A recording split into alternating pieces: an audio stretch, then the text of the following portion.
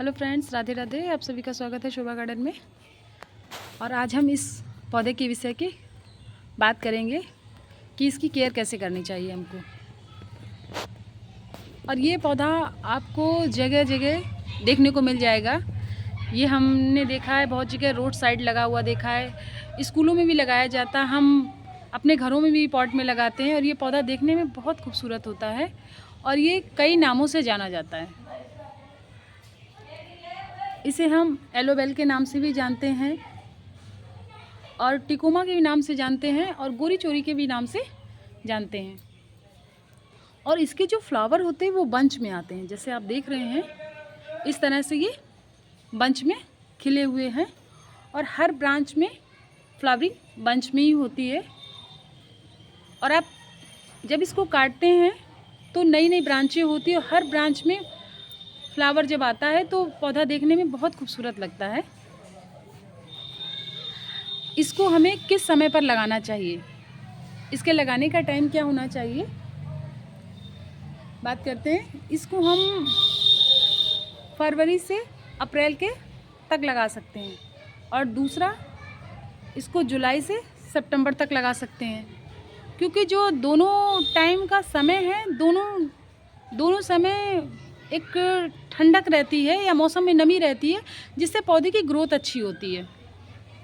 फरवरी के टाइम में भी बहुत ज़्यादा सर्दी नहीं होती है, तो ये पौधा जब आप लगाएंगे तो बहुत अच्छे से सर्वाइव कर जाएगा।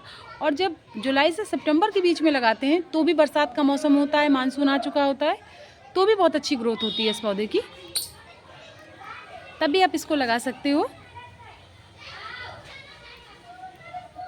हम इसको कहाँ लगाएं, कैसे सनलाइट दें, इसको हम पॉट में भी लगा सकते हैं और ज़मीन में भी लगा सकते हैं। जैसे आप देखिए, मैंने इसको पॉट में लगा रखा है। ये 10 से या 12 इंच का पॉट है हमारा, बहुत पुराना मिट्टी का पॉट है जिसमें मैंने इसको लगा रखा है और इसमें बहुत अच्छे से ये सर्वाइव कर रहा है। ज़मीन में भी ये पौधा बहुत अच्छे से ग्रो करता है और पॉट में भी, तो आप दोनों जगह लगा सकते हैं। लेकिन ध्यान ये रखना है कि इसको धूप पसंद है। ये गर्म जलवायु का पौधा है, इसलिए इसको आप 6 से 8 घंटे की धूप इसके लिए बहुत ज़रूरी है। तो आप इसको ऐसी जगह लगाएं जहां इसको 6 से 8 घंटे की धूप मिलती रहे। इसकी मिट्टी कैसे होनी चाहिए, आप इसको किस तरह की मिट्टी दें, इसके लिए वेल डन सॉइल होने के साथ साथ ऐसी मिट्टी होनी चाहिए जो मिट्टी में थोड़ी सी नमी बनी रहे, मिट्टी इसकी बिल्कुल सूखे नहीं। तो मैं बताती हूँ इसकी आपको मिट्टी कैसे बनानी है। आपको 50% गार्डन सॉइल लेनी है और 20% आपको रेत लेनी है और 30% में आप गोबर की खाद, वर्मी कंपोस्ट मिला सकते हैं या लीफ कंपोस्ट, कुछ भी आपके पास हो, जैसे गोबर की खाद है या वर्मी कंपोस्ट है या लीफ कंपोस्ट है। 30% आप वो मिला सकते हैं और एक वेल डन सॉइल तैयार कीजिए। वेल डन सॉइल का मतलब ऐसा होता है कि मिट्टी में जब हम पानी देते हैं तो पानी रुकना नहीं चाहिए। अगर पानी रुक रहा है, जमा हो रहा है, तो इससे इसकी रूट्स सड़ने लगती है और पौधा आपका खराब हो जाता है।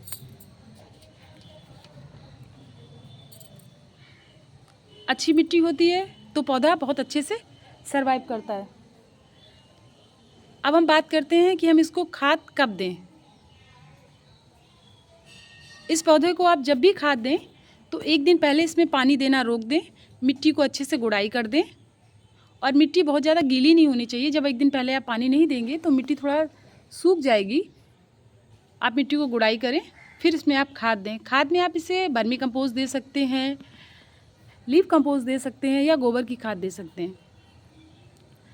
ये तीनों खाद दे सकते हैं। और अगर आप चाहते हैं कि इसे हम लिक्विड फर्टिलाइज़र के रूप में कोई खाद दें तो आप इसमें केले के छिलके का जो लिक्विड फर्टिलाइज़र हम बनाते हैं आप उसको दे सकते हैं। आलू के जो छिलके होते हैं उसको भी आप पानी में भिगोकर उसका भी लिक्विड फर्टिलाइज़र दे सकते हैं, क्योंकि इन दोनों में पोटास की मात्रा अधिक होती है। और जब पौधा फ्लावरिंग का टाइम हो तो आप इस तरह की खाद ज़रूर दें, जिससे कि इसकी ग्रोथ अच्छी होगी, फ्लावरिंग अच्छी होगी और फ्लावर बहुत लंबे समय तक चलेगा, बहुत लंबे समय तक वो फूल पर गमले में बना रहेगा। और इसको बहुत अधिक पानी नहीं देना चाहिए। आप वेल डन सॉइल बनाएंगे तो बहुत हद तक इसमें पानी नहीं रुकेगा। नमी रहनी चाहिए पौधे में, लेकिन बहुत हद तक पानी नहीं रुकेगा। और इसको कंटिन्यू पानी नहीं देना है कि आपने आज पानी दिया, कल पानी दिया। ऐसा पानी दें, देख लें, इसकी मिट्टी चेक कर लें। अगर मिट्टी गीली है तो पानी ना दें। जैसे मेरे यहाँ बरसात हुई थी तो इस वजह से मिट्टी गीली है, तो आप मतलब गीली हो तो पानी ना दें। जब मिट्टी सूखने लगे, जब इसकी मिट्टी सूखने लगे तभी आप इसको 1-2 दिन में पानी दें। लेकिन इसकी जो फ्लावरिंग है वो गर्मी में और बरसात के मौसम में बहुत अच्छी होती है। उस समय ये पौधा बहुत अच्छे से सरवाइव करता है। अब बात करते हैं कि इसकी देखभाल कैसी करनी चाहिए। इस पौधे में जब टहनियाँ सूखने लगती हैं या पत्तियाँ सूखने लगें तो आपको उन टहनियों को काट देना चाहिए। और जब आप एक टहनी को काटोगे तो 2 नई ब्रांचें बन जाएंगी, जिसमें 2 ब्रांचों में बड्स भी बनेगी, अच्छी ग्रोथ होगी और फ्लावरिंग भी अच्छी होगी। तो आपको यहाँ से कट कर देना है, जहाँ से 2 नई ब्रांचें बन जाएंगी और अच्छी ग्रोथ होने लगेगी, और जिससे अत्यधिक फूल आएंगे। अगर इस पर किसी तरह का कीड़ा लग रहा है तो आप इस पर नीम ऑयल का स्प्रे करें। किसी तरह के फंगीसाइड का आप इस पर प्रयोग कर सकते हैं, जिससे कि इस पर कीड़े ना लगे और पौधा अच्छे से सरवाइव करे। देखिए इस तरह से एक ब्रांच, बहुत छोटी सी सूखी हुई ब्रांच है ये। अब बात करते हैं इस पर फूल कब आते हैं, इसका फ्लावरिंग टाइम क्या होता है। मार्च से नवंबर तक इसका फ्लावरिंग टाइम बहुत अच्छा होता है।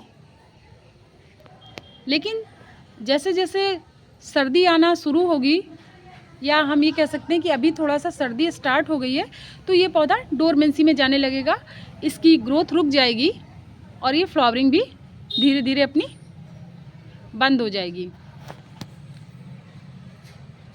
तो अब इसको कुछ नहीं करना है, आपको किसी तरह का कोई खाद नहीं देना है, क्योंकि मैं इसमें खाद दे चुकी हूँ थोड़े दिन पहले। तो अब मैं इसको कोई खाद नहीं दूंगी। ये जितने दिन फ्लावरिंग कर रहा है उतने दिन ठीक है, क्योंकि उसके बाद ये पौधा डोरमेंसी में चला जाएगा और फिर फरवरी से नई ग्रोथ करेगा और फरवरी से फिर से ये फ्लावरिंग स्टार्ट करेगा और नई ग्रोथ में दिखाई देगा आपको। आप इसको नर्सरी से भी लाकर लगा सकते हो और कटिंग से भी लगा सकते हो, ये दोनों तरह से लग जाता है। और मानसून के सीज़न में आप इसकी कटिंग को बहुत आसानी से ग्रो कर सकते हो। और मैंने तो इसको नर्सरी से लेकर लगाया था और एक सिंगल ब्रांच लगाई थी। इसमें दिखाती हूँ, मैंने एक सिंगल ब्रांच यहाँ से लेकर लगाई थी और इसकी ग्रोथ बहुत अच्छी हो गई है पौधे की, और बहुत अच्छी फ्लावरिंग आ रही है। और ये थी इस पौधे की छोटी सी जानकारी। अगर आप सभी को ये जानकारी अच्छी लगी हो तो मेरे वीडियो को लाइक कीजिएगा, कमेंट ज़रूर कीजिएगा। वीडियो पसंद आए तो मेरे चैनल को सब्सक्राइब कीजिएगा। आप सभी को राधे राधे।